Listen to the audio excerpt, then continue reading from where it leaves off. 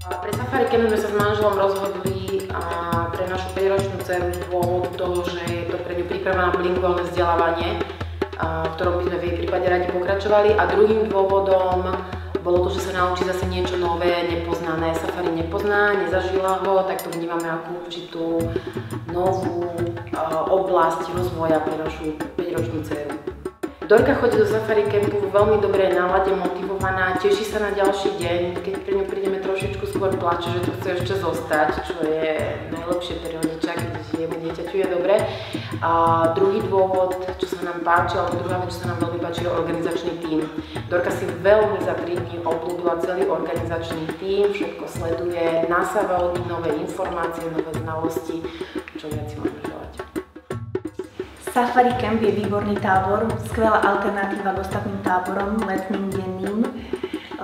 Výborný nápad, ako deti buď zdokonali v angličtine, alebo taký prvý kontakt s angličtinou.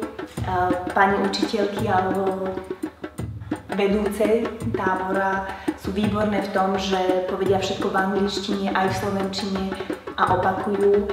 A dcerka, keď príde domov, tak sa teší, že dneska sme mali Elephant Day, dneska sme mali Zebra deň a nalepí si obrázky hneď a vždy sa teší na druhý deň, že čo bude zase nové. Takže prečo Safari Camp? Najmä kvôli tomu, že deti majú strašne radi zvieratka a tá téma, aj vôbec kompozícia toho všetkého, že anglicky a safari a zvieratka a voľné akcie a tvorivé dielne sa mi zdala veľmi fajn, pretože deti to robia tak prirodzene a je to pre nich skôr hra ako nejaké učenie. A prečo anglicky? No, lebo je ľahšie sa učiť anglicky, keď vedia a poznajú zvieratka, keď si vedia predstaviť, vedia ich chytiť, vedia si ich vystrihnúť, vedia si ich namalovať, tak sa potom možno aj ľahšie učia. A je to pre nich väčšia zábava. Tak proč jsme se rozhodli pro safari tábor? Protože nám přijde, že když se děti setkají s cizím jazykem nějakou hravou formou a přirozenou, že je to daleko lepší než klasicky ve škole, kdy vlastně dcera chodí do 2. třídy a má tu klasickou angličtinu ve škole, ale tady si myslím, že se s tím setká daleko víc přirozenou formou hry.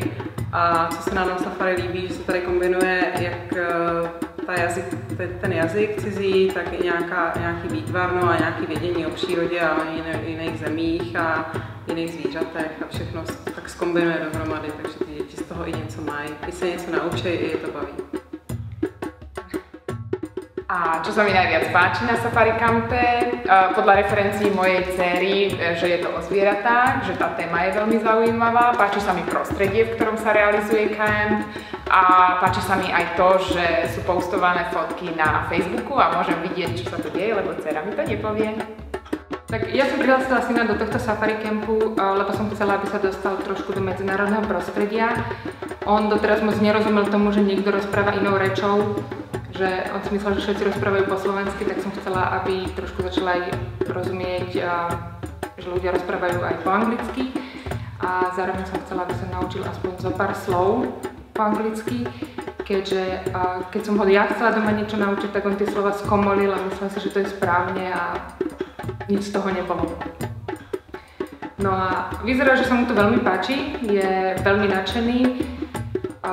Rád sa sem chodí hrávať, on to tak volá.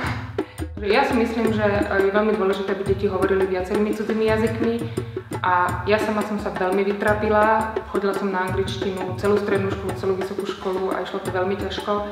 A myslím si, že pre malé deti to ide o mnoho ľahšie a čím skôr sa naučia, tak tým ľahšie im to pôjde. S tým, že zatiaľ nemám moc príležitosť dať ho niekde inde, tak som chcela aspoň takto vyskúšať. Či mu to niečo dá, či sa to na ňo nalepí a keby to išlo naozaj že veľmi rýchlo, tak by som to asi začala viac podporovať.